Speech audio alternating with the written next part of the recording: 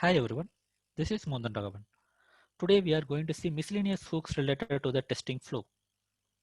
So far we have seen what is hook, what is plugin, and what is fixture, and what is the difference between among those. Today we are going to see very high level flow of the testing.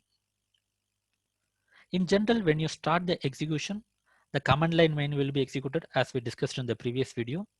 It will be taking the command line arguments and you will be doing some of the changes if you want to do by using the config object. Then the next high level will be session. Sorry, before that we will be registering all the plugins. It can be any type. It can be like a third-party plugin or the predefined plugin, or it can be our own installed plugins. But in short, it will be just registering all your plugins. And then after you will be creating the session. After creating the session at the high level, you will be collecting all the test cases. After collecting all the test cases, you will be going into the loop where you will be executing all the test cases one by one. And then after you will be closing your session and you will be coming out of the total execution flow. This is at the very high level. So in this flow, we will be frequently using some of the hooks, not all the hooks. In general, for example, if you want to execute some test case, before executing the test cases, if you want to do the some action, which will be at the framework level, that time you will be going with the run test setup method. Or let's say after executing some test cases, you want to do the some framework level changes in the tear down method, you will be going with the run test tear down method. Or let's say if you want to add some option, command line options, you will be doing with the config object and you will be doing with the add option. Nevertheless, the add option is not shown in this graph, but this is also one of the plugin as per the documentation. To be precise, it's not the plugin, actually it will be the one of the hooks. So rather than going all the PyTest hooks, we are going to discuss some of the main hooks that we will be using in our PyTest framework. But however, even this flow cannot be confirmed as a perfect flow. So for that reason, we have already raised the ticket in the GitHub and already we have some Stack Overflow questions as well. If you see here, this channel or let's say this issue has been created long back, still it is open. So whenever we get some updates on this question, we will be updating you. At the same time, we will be having some Stack Overflow question also. Even this question has not been answered so far. Even they are pointing to the same ticket what we have referred some time back.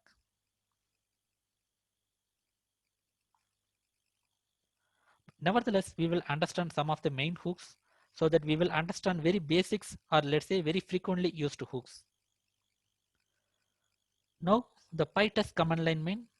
In previous video we have discussed from the command line you will be getting some different options. So you can access those options by using the config object which will be provided by the PyTest framework itself. Now we are getting some option that we will discuss after seeing the add option. And after we have discussed PyTest configure will be executed for the every plugin when you register. Now we are going to discuss on the session start. As soon as the test execution starts, first thing will be the session start. So if you want to do some actions or some customized inputs at the session level, you can do at the session object. And after we have the PyTest collection modify items. In hooks point of view, item means it is the test cases. Whenever it starts the collection of all the test cases by using the default scanning mechanism, all the test cases will be acting as objects and it will be added to the items list. So if you want to do some actions over the each test case level, you will be just iterating the items so that you will be getting each test case as an item. And then after collection finish. So let's say you have collected all the test cases. After collecting all the test cases, you want to do some actions. You can use that PyTest hook, which is nothing but PyTest collection finish. And we will come to the test case level. Once the test case execution loop starts, you will be doing the different set of predefined action or let's say the before actions in simple, so that you can do with the run test setup. And here you can see the item is the default object will be provided by the PyTest, so that this item will be considered as a test case. So whenever you are going to the loop, every test case will be coming as an object with the name of item here. And then after, as soon as you complete the test cases, again you want to do at the very test case level, then you will be using the run test tear down method. Again, I just want to clarify here. It is looks very similar to the PyTest fixtures, but it's not. Why? Because this one at the very framework level. So you want to do at the framework level, you will be using these hooks. Let's say if you want to do at the test case level, that time you will be using the fixtures. And again, after finishing all this test case execution, we will be going to the session finish. So session finish, by using the session object, again you can do the different operations. For example, session object will be having the test case count, test collection metrics, different metrics will be there. So if you want to do anything related to the session, you can use the session object. And now we are going to discuss very important PyTest hook, which is nothing but PyTest add option. So by default, you will not be having any command line arguments by yourself. For example, let's say if I want to choose some browser by myself and I want to handle that inside my code. We have seen in the fixtures, or let's say how to execute the different kinds of, let's say the PyTest execution. We have seen -m for the marker, -k for the keyword, and -vs. So these are the command line arguments that you will be passing for the different kinds of actions. But let's say you want to customize your own action by using some command line arguments. So that time you will be adding the option by yourself. For instance, here you can see parser.add option. This parser object will be provided by the PyTest, and you can use the method add option. And just for example, in my case, I am going to add the -- browser. So that means that I am going to get the input from the user by using the -- browser. Based on this value, I can choose the different browser in my UI test cases.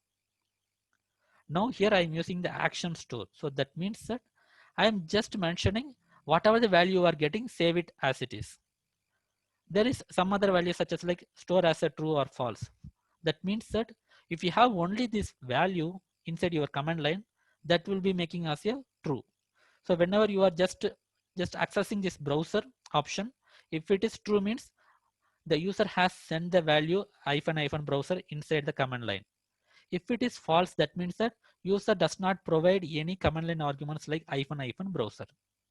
But in our case, we have not mentioned to store true or false. We are mentioning only the store. So that means that whatever the value he is going to provide, like -- browser is equal to Chrome or Firefox or Edge, that value will be stored under the variable or the option browser.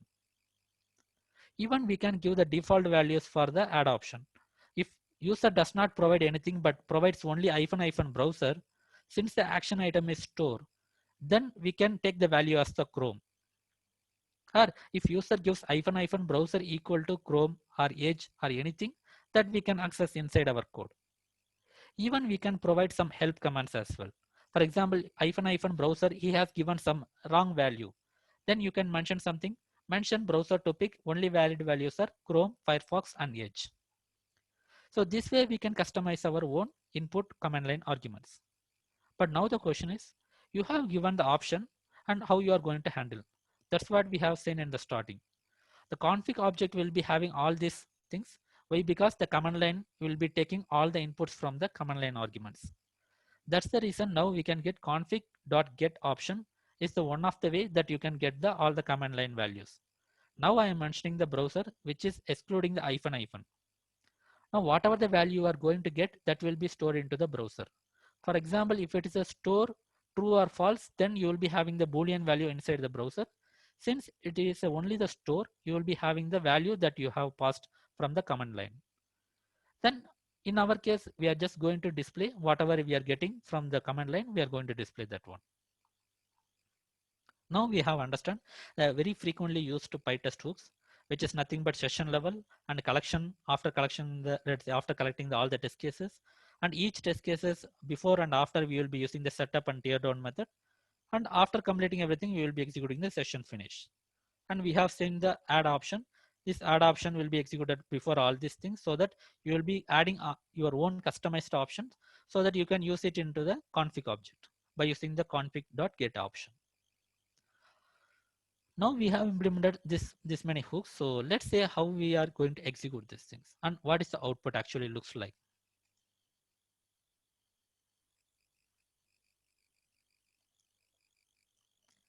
Let's see, we will use our own option also, browser edge, enter.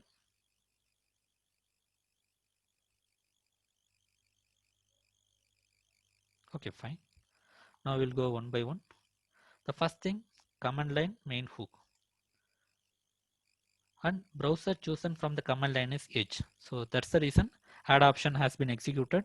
The option has been added. That's the reason we are seeing the config.get option browser is returning the value as edge. Fine.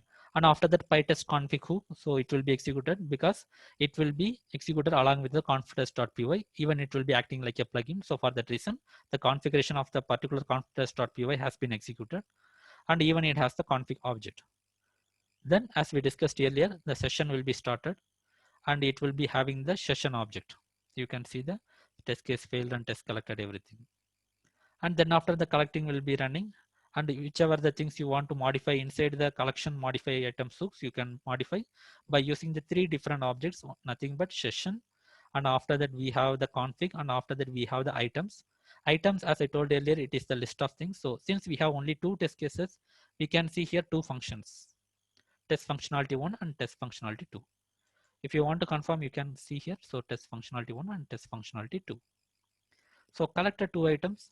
Then we are going to run the, let's say, the test cases. So in that case, we have the collection finish hook. Since we have completed the collection, so we will be executing the collection finish hook. And after we are going to execute test cases one by one. So here you can see test folders, test case 1 and session completed. Now you may wonder, there is no setup and teardown, right? So let's try to find out that one. I think I have missed -vs. Yes, exactly. In test cases point of view, if you want to see the verbose inside your, let's say, the command line or let's say the terminal, you want to just mention the -vs, which is nothing but verbose you want to see, and show your outputs to the terminal. Now again we will go through again, so we are not going to repeat again. So here we have seen edge, okay, fine, and config object, and after that we have seen the session start hook, and the collection has been started and it has the three objects. If we want to do some actions, we can do that with our object. And the collection finish hook, collection has been completed. Now the test case execution started. Now here you can see the functionality 1 has been executed. Before executing that point, we will have the run setup hook, and it is executing the functionality 1 and it is passed. And after executing, we have the run test teardown hook, and then after we will be having the next test case from the loop. So again, it will have the setup and teardown hooks. Then after completing all the test cases, you will be completing the session start hook. Okay, sorry, I think it's a typo. You will confirm that one. Session finish.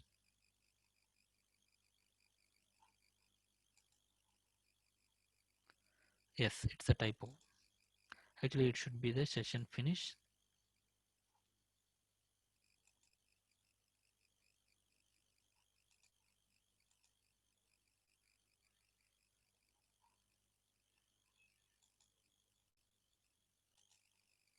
Okay, we have updated the typo error. So after completing the second test case, we will be having the session finish hook, and it will be having the exit status 0. That means that nothing, the error, I mean, there is no issue in the execution, exit status is 0. If it is some error, you will be having the different issue. And test failed, there is no test case failure since it's a sample dummy test cases, and the test collected is 2. So these are the different objects or different parameters that you can have with the session object. Let's say if you want to fail something, for example, I want to fail the second test case and see the same kind of execution.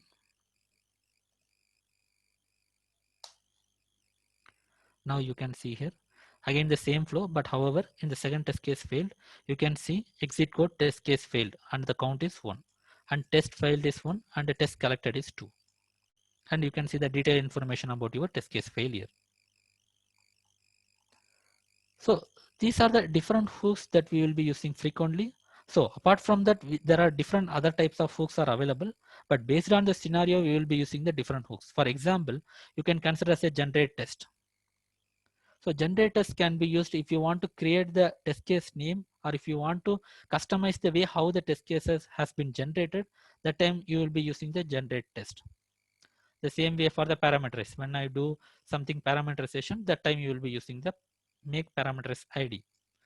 So there are different other kind of, let's say the collection reports, collect report.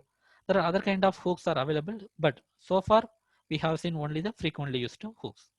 But if you want to do some other hooks also to have a video, just let me know in the comment section. We will do on the same hooks as well. So thanks all. Thanks for watching and have a great day.